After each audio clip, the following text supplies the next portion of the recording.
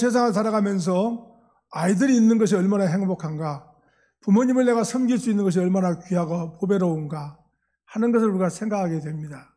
그런데 오늘은 특별히 스승의 주일이라 그래서 오후에 제가 헌신 예배를 드리기 때문에 교사에 대한 말씀을 드리기로 했고, 또 교사는 제가 여러 번 말씀을 드렸습니다마는 5월 21일이 부부의 날입니다. 부부의 날인데 부부가 화목해야 가정이 화목하고, 가정이 화목해야 사회가 화목하고 세상이 화목합니다. 그래서 저는 화목한 성도의 가정 중에서 제일 가정의 핵심이 누구냐? 남편과 아내, 부부라고 하는 사실을 깨닫고, 제가 또 이제 내년이면 제가 결혼 50년이 되고 우리 아이들이 벌써 50세가 되는데, 제가 9살에 교회를 다녔으니까 70년간 예수를 믿었습니다. 그러니까 제 나이가 이제 어느 정도 알 수 있잖아요. 근데 목회는 여러분이 아시는 것처럼 저는 30년 했고 40년 동안은 성도의 생활을 제가 했습니다. 그렇기 때문에 인생을 살아오면서 우리 가정이 얼마나 소중하고 부부가 얼마나 소중한가 하는 것을 한 번도 제가 강당에서 설교한 적이 없습니다. 그래서 오늘은 그 내용을 드리려고 합니다. 할렐루야. 부부의 날 유래는 건강한 부부가 행복한 가정을 이루고 밝고 건전한 사회를 만든다는 캐치프레이즈를 내걸고, 가정의 날 5월에 부부가 하나 되는 의미에서 21일 둘이 만나서 한 가정이 되었다. 21일을 부부의 날로 정했습니다. 2013년 12월 8일 국회 본회의를 통과하여 부부의 날로 지정하였습니다. 지금은 가정마다, 자치단체마다 각종 부부의 날 행사를 개최하고 있습니다. 부부의 의미를 되새겨보면 가정의 날 5월에 두 사람이 만나서 하나의 가정이 된다는 의미로, 건강한 사회는 건강한 가정에서 출발한다는 취지에 있습니다. 가정은 우리가 잘 아는 것처럼 우리 사회를 지탱해 나가는 최소 단위이고 기본이며 근본이기 때문에 가정은 어느 것보다도 가장 소중하고 귀하다 하는 것입니다. 가장 행복한 가정은 이 세상에 태어나 부모의 사랑 속에 무럭무럭 자라나는 어린아이들을 볼 때 행복한 가정이 될 것입니다. 특별히 남녀의 사랑은 서로를 독점할 권리가 있으며 상대의 그러한 권리를 보존할 의무가 있다고 성경은 우리에게 기록해 주고 있습니다. 우리가 잘 읽지 않는 성경이면서도 퍽 흥분되는 성경인데, 아가서 2장 16절 한번 같이 읽어보겠습니다. 시작.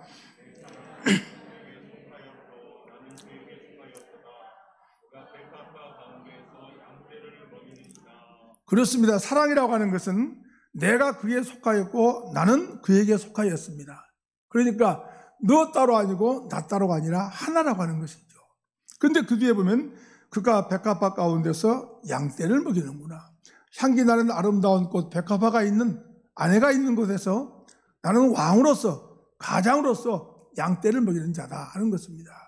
얼마나 소중해요? 부부에 대한 정의를 이렇게 내렸습니다. 부부는 서로 수고하며 협력하여서 행복한 가정을 만들어야 된다. 부부는 일심동체로 함께할 때 행복한 가정이 된다. 부부간에 서로 관심을 가지고 많은 대화를 나눌 때 행복한 가정이 될 수 있다라고 이야기했습니다. 그러나 서로의 무관심은 가정의 파탄의 지름길이라고 하였습니다. 영국의 유명한 수장이었던 윈스턴 처칠을 우리는 잘 압니다.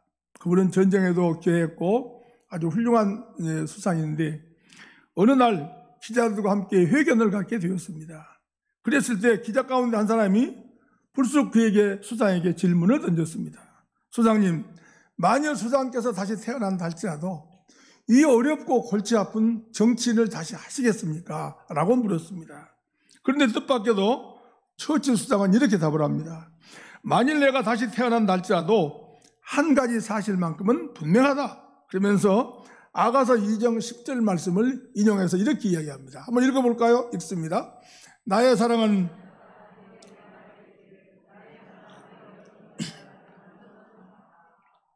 그러니까 내가 다시 태어나도 나는 지금 사랑하는 아내와 함께 살겠다, 이 이야기입니다. 그러니까 그 옆에 앉아있는 처치대 수장 아내가 얼마나 행복했겠는가 하는 이야기입니다.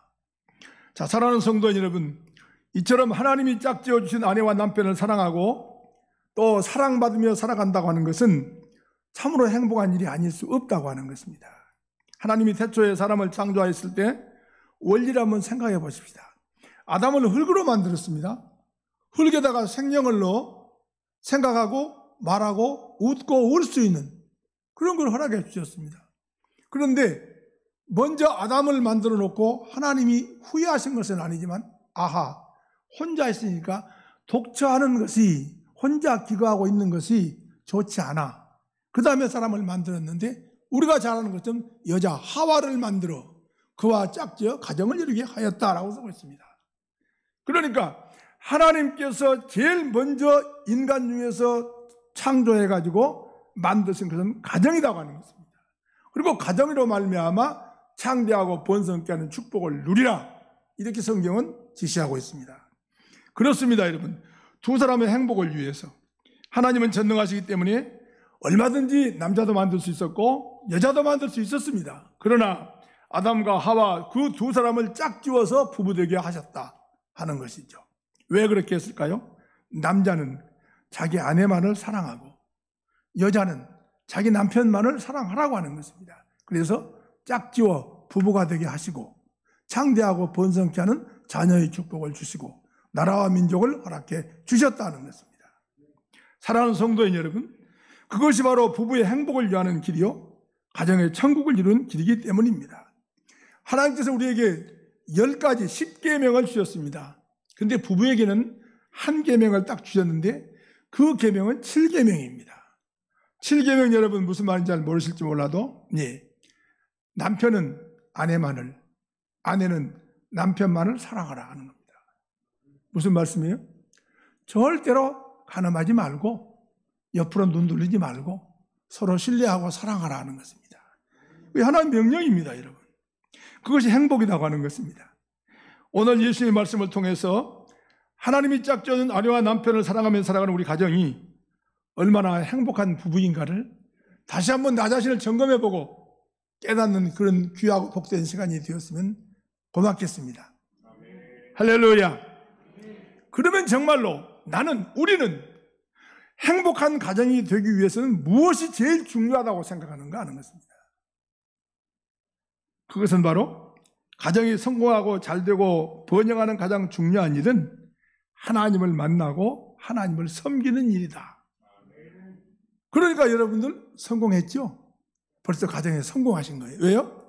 하나님을 믿으니까. 할렐루야. 그렇습니다. 하나님을 만나고 하나님을 섬기는 일. 성경은 성공적인 가정을 위한 비결이 무엇인가? 성공 비결이 무엇인가를 밝혀주고 있는데 그 비결이 본문의 오늘 하나님과 화목하라 하는 것입니다. 18절과 20절 사이에서 화목하라는 말이 반복되고 있습니다.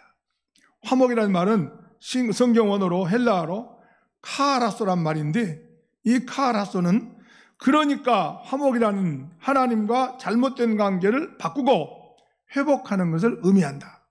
또다시 말하면 하나님과 화목하는 것은 하나님과의 관계를 바로 정립하고 잘못을 고치라는 것입니다. 하나님과의 관계에 있어서 내가 잘못된 것이 있으면 바르게 고치면 하나님이 너의 모든 삶을 책임져 주신다. 너의 가정을 행복한 가정으로 이끌어 주시겠다 하는 말씀은 너희들의 후손 천대까지도 복을 주시겠다는 약속이 포함되어 있는 겁니다. 할렐루야. 그러면 화목은 어떻게 이루어질까요? 첫째로 3가지로 제가 말씀을 드리겠습니다. 첫째로 화목은 그리스도로 말미암아 이루어진다 그랬어요. 따라서 한번 읽으십시다. 제목에 나와 있는데 읽습니다. 시작. 화목은 그리스도로 말미암아 이루어집니다. 그렇습니다. 18절 다시 읽습니다. 모든 것이 하나님께로 났으며 그가 그리스도로 말미암아 우리를 자기와 화목하게 하시고. 서울에 있는 한강은 참 강이 깁니다. 서울에 큰 강, 한강이 있잖아요. 한강은 어디에서 시작되냐면 저 강원도 인제 양구에서 시작됩니다. 그래가지고 하루가 충청북도 괴산, 충주까지 옵니다. 그 긴 한강에 다리가 26개가 있습니다. 처음에는 6.25 사변 때 폭파했던 1한강교, 2한강교, 3한강교를 만들다가 26개가 있는데 다리는 26개로 건넙니다. 다리가 없고 우리가 학교 다닐 때 국립묘지 앞에서 나룻배를 탔습니다. 그러면 지금 강남의 가장 요새고 집값이 비싼 압구정동을 나룻배를 타고 가고, 그 전에 뻥밭이었던 잠실, 거기도 나룻배를 타고 갑니다. 제가 학교 다닐 때 다녀보았습니다. 그런데 한강은 나룻배를 타든 다리를 건너가든지 건널 수 있습니다. 한강은 다리를 통해 건널 수 있지만은 하나님께로 나아가는 길은 예수 그리스도를 통해야 된다. 할렐루야. 로마 3장 23절 한번 같이 읽어보겠습니다. 읽습니다.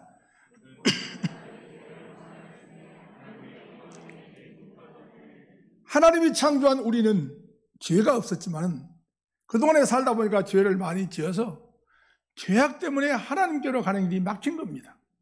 어디로 가야 되는가? 그 말씀이죠. 하나님과 나 사이에는 죄의 다리가 가로놓여 있다. 그 바다를 건너가는 길은 예수 그리스도의 십자가뿐이라고 하는 것이 사도 바울의 고백입니다. 그러면 사도 바울은 히브리서 7장 25절에서 이렇게 말씀하고 있습니다. 읽습니다. 그러므로 자기를 힘입어 하나님께 나아가는 자들은 온전히 구원하실 수 있으니 이는 그가 항상 살아계시죠. 그를 위하여 간구하십니다. 예. 우리는 그리스도를 힘입어 그리스도를 덧입혀 그리스도를 통하여 그리스도를 거쳐서 하나님께 나아갈 수 있는 길을 열어주셨다는 것입니다. 그러니까 주 예수 그리스도를 믿음으로 말미암아 나는 하나님의 자녀가 되고 하나님이 나를 사랑하신 축복을 받을 수 있다 하는 말씀입니다. 여러분, 죄는 화목을 깨트립니다. 죄는 부부관계도 깨고 부부와 자녀의 관계도 깨고 교회 성도들과의 관계도 깨고 국가 공동체도 깨트려 버립니다. 죄라고 하는 것은 이렇게 무서운 것입니다. 그 죄를 해결하고 하나님과 화목하려면 예수 그리스도를 믿음으로 말미암아 가능하다. 할렐루야. 예수 외에는 죄사함의 길이 없고 하나님께로 가는 길도 없고 화목케 하는 길도 없습니다. 예수님은 화목제물이 되심으로 하나님과 나와의 화목을 이루어 주신 줄로 믿습니다. 둘째로 우리에게 화목케 하는 사명을 주셨습니다. 주 예수 그리스도를 믿는 믿음의 자녀는 세상 사람이 아니고 천국 백성이기 때문에 천국 백성에 대한 직분과 사명을 주셨어요. 18절과 19절 짧게 우리에게 지시하고 있습니다. 읽어봅니다. 시작. 우리에게 화목하게 하는 직분을 주셨으니 19절 화목하게 하는 말씀을 우리에게 부탁하셨느니라. 예. 화목하게 하는 직분을 주셨고 화목하게 하는 사명도 우리에게 주셨다는 것입니다. 그러니까 사람은 하나님과 화목해야 평안하고 행복하다. 그래서 교회는 그 진리를 가르치고 선포하라. 이렇게 하나님은 명령합니다. 사랑하는 성도 여러분, 하나님과 화목한다고 하는 것은 하나님이 우리에게 주신 최상의 선물입니다. 그렇기 때문에 하나님과 화목할 때 말할 수 없는 은혜를 덧입혀 살고 있다고 하는 것입니다. 그렇습니다. 교회에서 목회자와 성도들과도 화목해야 됩니다. 그 진리를 실천하라고 하는 것입니다. 보다 더 쉽게 설명하면 새벽 예배도 잘 나오고 주일 예배는 물론 수요예배도 빠지지 아니하고 요사이 금요철에 한지 잘 모르겠는데 금요철에도 잘 나오고 그런데 인간관계가 좋지 않습니다. 걸핏하면 다투고 싸웁니다. 담을 쌓는가 하면 시기하고 질투합니다. 이런 사람은 화목을 하라고 한 명령을 직책을 망가뜨린 거예요. 그런가 하면 서로 시기하고 질투하고 싸우는 사람들 틈에 끼어들어서 중재 역할을 하고 두 사람을 사이좋게 만들어주는 그런 사람도 있습니다. 그분은 화목케 하는 직분을 올바르게 수행하는 사람이다 하는 거죠. 쉽게 제가 예를 들었습니다. 자, 미국의 카네기 공과대학은 좋은 대학입니다. 그 대학에서 무엇을 조사했는가? 인간들이 실패한 사람들을 싹 10,000명을 수집해가지고 그 10,000명을 조사했습니다. 왜 저 사람은 좋은 대학을 나왔고 좋은 과를 나왔는데 왜 인간에서 실패했는가 하는 것을 조사한 겁니다. 그러니까 85%가 원만치 못한 인간관계였다고 대답하고 있습니다. 사랑하는 성도인 여러분, 우리가 세상을 살아가는데 필요한 것은 사람과의 관계입니다. 내가 누구와 함께하며 누구와 어떻게 교제하며 지내고 살아가는가 하는 것이 그렇게 소중하고 귀하다고 하는 것입니다. 성도가 아름답게 하나님의 교회에서 모여서 형제처럼 친구처럼 이렇게 지내는 것이 복되다고 하는 말씀이죠. 그러니까 교회는 화목해야 된다. 하나님의 명령입니다. 할렐루야. 원만치 못한 인간관계 하나님이 원하지 않는다. 전공도 필수도 소용이 없다고 하는 것입니다. 서로 용서하고 이해하고 화목하는 것이 하나님의 뜻입니다. 싸우고 다투고 시기하고 미워하면 되는 일이 없다고 하는 것이죠.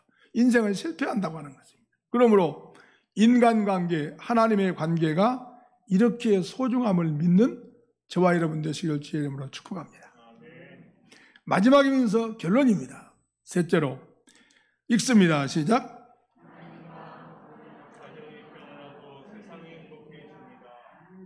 가정이 평안하고 행복해지는 법칙. 하나님과 기뻐하는 모습, 하나님이 좋아하는 모습, 하나님이 사랑하는 모습으로 우리가 신앙생활을 하는 것입니다. 쉬우면서도 어렵지만 그건 하나님이 우리에게 주시는 아주 귀한 말씀입니다. 20절 한번 읽어볼까요? 읽습니다. 시작. 너희는 하나님과 화목하라. 할렐루야. 제일 중요한 교훈입니다. 부부가 좋아야 됩니다. 형제와 친구, 이웃 사이도 좋아야 됩니다. 그러나 가장 중요한 것은 하나님과 화목하라 그랬습니다. 그리고 더 중요한 것은 하나님과 화목하면 인간관계도 화목이 이루어지고 하나님의 피조물인 자연과도 화목이 이루어진다는 것입니다. 여러분, 집에서 짐승을 키워본 분 있잖아요. 우리가 잘하면 걔도 잘하잖아요. 화분에 있는 꽃도 내가 관심을 가지면 이쁜 꽃이 피어나잖아요. 관심이라고 하는 것은 얼마나 귀한지 몰라요. 부부도 관심을 갖는 거예요. 네가 하는 것 내가 모르고 내가 하는 것 모르면 안 된다고 하는 거죠. 화목하라 하는 거죠. 화목하라. 자, 오늘 우리가 찬양을 오랜만에 들어봤는데 합창의 생명은 화음이죠. 화음입니다. 그런데 불협화음은 곡이 진행되는 동안에 어쩌다 한 번씩 들려야지 처음부터 반주가 틀리고 또 오케스트라 연주가 불협화음으로 계속된다면 짜증이 나고 지루해서 들을 수가 없게 되는 것이죠. 우리 부부의 가정도 마찬가지입니다. 하나님과 화목할 때 아름다운 선율이 흘러 넘치는 것처럼 아름다운 가정, 행복한 가정, 복된 가정이 될 수 있다고 하는 것입니다. 그래서 본문은 하나님과 화목하라는 말씀으로 결론을 맺고 있습니다. 하나님과 화목하라는 말씀 속에는 두 가지의 깊은 뜻이 들어있는데요. 하나는 하나님의 뜻을 깨달은 것이다. 하나님의 뜻은 하나님의 자녀들이 하나님과 좋은 관계를 맺고 사는 것이며 성경을 보면 그런 하나님의 뜻을 깨닫고 하나님과 화목했을 때 부부는 물론 가정도 복을 받고 나라도 복을 받았습니다. 두 번째로 하나님의 뜻을 깨닫지 못하고 하나님을 떠나거나 등지면 개인도 가정도 국가를 버림받았습니다. 이스라엘 왕이었던 사울과 솔로몬 아합은 모두가 똑똑하고 잘난 왕이었습니다. 특별히 솔로몬 왕은 지혜의 왕이었고 엄청난 부를 누렸던 왕이었지만 마지막에 자신이 정치를 잘못함으로 나라도 망하게 되고 어려움을 당하게 됩니다. 기독교 성지순례를 해가면 빼놓을 수 없는 나라가 터키입니다.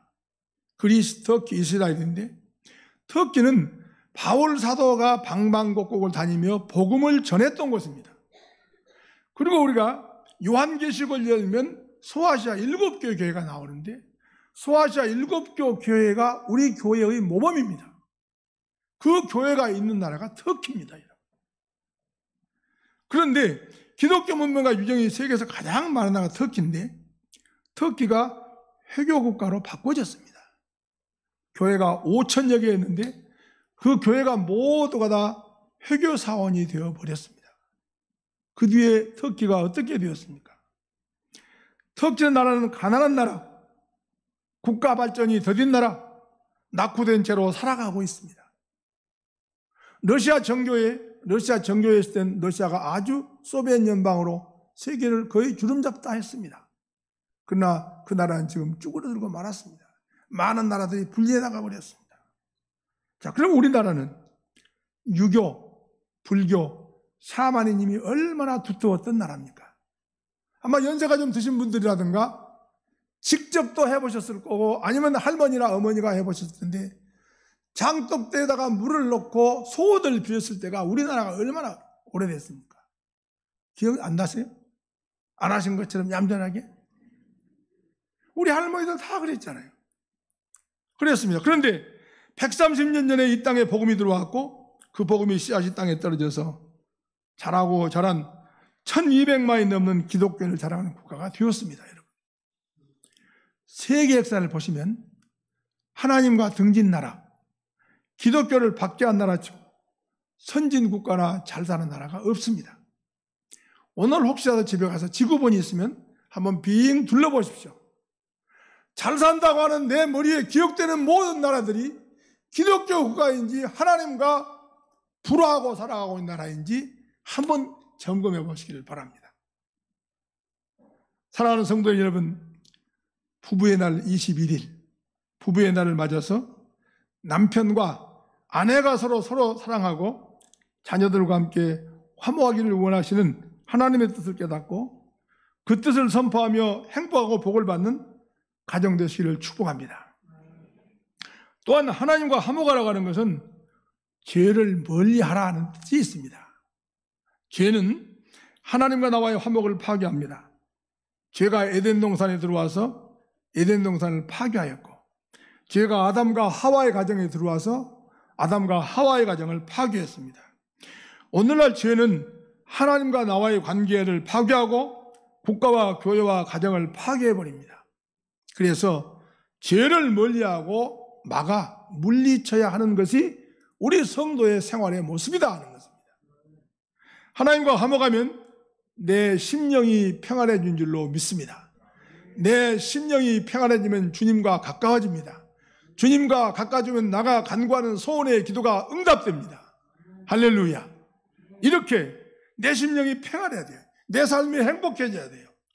가정이 평안해지고 세상이 행복해집니다. 이유는 하나님이 나와 함께 하시기 때문에. 할렐루야. 그래서 그리스 철학자인 헤라클리투스는 위대한 사람은 모든 것을 포기하고 그 중에 단 하나를 선택한다. 그것은 곧 죽어 없어질 것들을 버리고 영원한 것을 취한다. 이렇게 이야기했습니다. 여러분, 우리가 살아가는 데 불필요한 것, 남에게 피해를 주고 가정에 피해를 주는 것은 버리십시다. 그리고 하나님과 화목하시기를 바랍니다. 그리고 21일 부부의 날은 둘이 아니고 하나라고 하는 것을 꼭 기억하십시오. 부부는 둘이 아닙니다. 하나입니다, 여러분. 이래가지고 언제까지 간다고요? 헤로동에까지 가는 겁니다. 헤로동에라는 말이 있는데 살아서는 함께 늙고 죽어서는 같은 무덤에 묻힌다. 생사를 같이 하는 부부의 사랑을 맹세한 말이 헤로동엘입니다. 미국의 근대사의 가장 위대한 대통령 중 한 명이고 소련의 냉전 시대를 해결했던 대통령이 로널드 레이건 대통령입니다. 로널드 레이건 대통령은 유명한 배우잖아요. 배우 출신이에요. 주지사, 우리나라 같으면 도지사도 했고 그리고 대통령 선거 한번 떨어지고 그 다음에 대통령이 되었죠. 그런데 대통령이 참 잘했어요. 자, 대통령을 지내고 나서 퇴임 후에 5년이 지난 후에 1994년에 알츠하이머병이 걸렸습니다. 쉽게 말하면 치매에 걸린 거예요. 그러니까 함께 지냈던 친구들은 물론 대통령 때 장관했던 장관들도 얼굴을 알아보지 못하는 거예요. 자녀들도 알아보지 못했습니다. 그러던 어느 하루는 레이건 대통령이 콧노래를 부르면서 몇 시간 동안 집이 넓으니까 수영장에 있었던 모양이죠. 수영장에 낙엽이 떨어진 것을 갈기로 다 긁고 청소를 하고 있었습니다. 여러분, 치매가 걸린 남편이 그걸 하고 있으니까 부인이 그 입장에서 어떻게 하겠습니까? 그 모습을 본 부인이 너무 좋아서 눈가에 눈물이 떨어졌고 낮이면 레이건은 콧노를 흥얼거리며 낙엽을 쓸어 담고 밤이면 다시 또 낸시에서는 낙엽을 깔고 낮에는 또 이렇게 남편이 청소하게 하고 그래서 거기다가 흥미를 붙이게 한 거예요. 그리고 알게 하게 하는 거예요. 아, 낙엽이 떨어지면 내가 청소해야 되겠구나. 없으면 청소를 못 하는데 밤이 되면 꼭 아내가 몰래 이렇게 낙엽을 깔아놓고, 여보, 낙엽이 이렇게 쌓여 있어요. 어떻게 청소하면 좋을까요? 그러면 다시 생각을 해서 가서 칼kul을 하고 비로 쓸고 한다고 하는 것입니다. 여러분, 네이거는 가끔 정신이 들 때마다 내가 살아있어서 당신이 불행해지는 것이 가장 고통스럽다, 이렇게 한탄할 정도였고, 그러자 낸시는 대통령에게 이렇게 말했습니다. 여보, 현실이 아무리 힘들고 고통스러워도 당신이 있으면 좋아요. 당신이 없는 행복보다 당신이 있는 불행을 택하겠어요. 부디 이대라도 좋으니 10년만 더 내 곁에 있어 주세요. 무슨 말씀인지 모를까요? 지금은 젊은 분들은 잘 모르겠지만 연세가 든 분들은 이 말을 기억할 수도 있을 것입니다. 여러분. 제 주변에도 치매 걸린 분이 있는데 나이가 그렇게 많지도 않습니다. 어쩌다가 마누라가 면회를 가면 할머니 오셨어요? 예, 이렇게 합니다. 거짓이 아닙니다, 여러분. 사랑하는 여러분, 아내를 아주 많이 사랑했던 네이거는 젊은 시절 아내를 도와 집안 청소를 해주면서 행복한 참 기뻐했습니다. 낸시 부인은 그때를 생각하며 젊은 시절의 남편이 집안 청소를 해주면서 행복해하던 기억을 되살려주고 싶었습니다. 그날 밤에 낸시 여사는 경호원과 함께 수영장에 낙엽을 많이 깔고 그 다음날 남편에게 갔습니다. 여보, 수영장에 낙엽이 가득 쌓였어요. 이거 어떻게 청소해야 하나요? 낸시가 걱정을 하자 네이거는 낙엽을 치워주겠다고 일어나 경호원은 나갔습니다. 가슴이 찡해지는 이야기죠. 네이건 대통령은 아내의 헌신적인 사랑과 보살핌을 받으면서 낸시 여사의 소원대로 10년을 더 살고 93세로 세상을 떠났다고 하는 것입니다. 화목해라고 하는 책임을 다한 부부가 되었습니다. 우리 모두의 가정이 화목하고 부부가 화목하여 주 안에서 사랑이 넘치는 복된 삶으로 네이건 대통령과 낸시 여사의 아름다운 이야기가 5월 가정의 달, 우리 부부의 주일의 마음을 적시게 하는 귀한 시간 되기를 소원합니다. 아가서 2장 2절과 3절 말씀은 여자와 남편을 잘 기록해 놓은 말씀입니다. 한번 2절 말씀은 여자들만 한번, 여자분 성도님들만 한번 같이 읽겠습니다. 시작. 그러면 재미가 없죠. 내가 백합한데 뭐. 다시요. 2절 다시 붙여주세요. 남자들은 이게 남자분들이 읽어야 됩니다. 여자들 시작. 2절 읽습니다. 시작. 여자들 중에 네 사람은 가시나무 가운데 백합화 같도다. 누가요? 누가? 아내가. 알면서 모른 척. 아내는요, 가시나무 가운데 백합화예요. 얼마나 향기가 아름답고 보기 좋았겠어요? 그럼 3절은요, 반대로. 여자분들만 읽어봅니다. 읽습니다. 시작.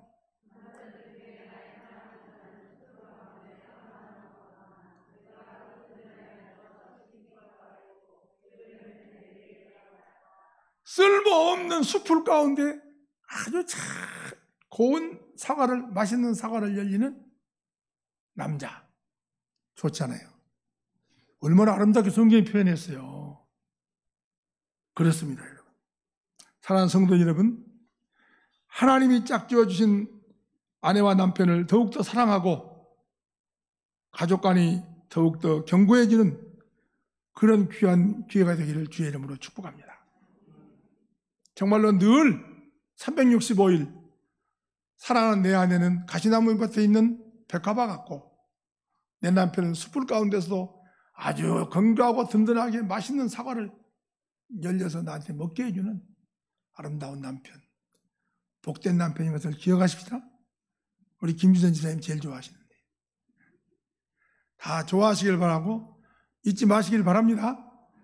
연세가 많으신 할머니들도 다 세상을 살아가면 살아갈수록 부부의 소중함을 더 느낄 수 있습니다. 20대보다 30대가, 30대보다 50대가, 50대가 70대, 80대가 되면 아내의 소중함을, 남편의 소중함을 더할 수 있습니다. 자녀가 5명, 6명 있고 손주가 10명 있어도 가장 가까운데 내 지근거리에 있는 사람은 아내, 남편인 것을 꼭 기억하는 여러분 되시길 소원합니다. 우리 모두의 가정이 늘 화목하고 주 안에서 누리는 평강으로 여호와 하나님이 주시는 축복이 넘치기를 주님의 이름으로 축원드립니다. 기도하겠습니다.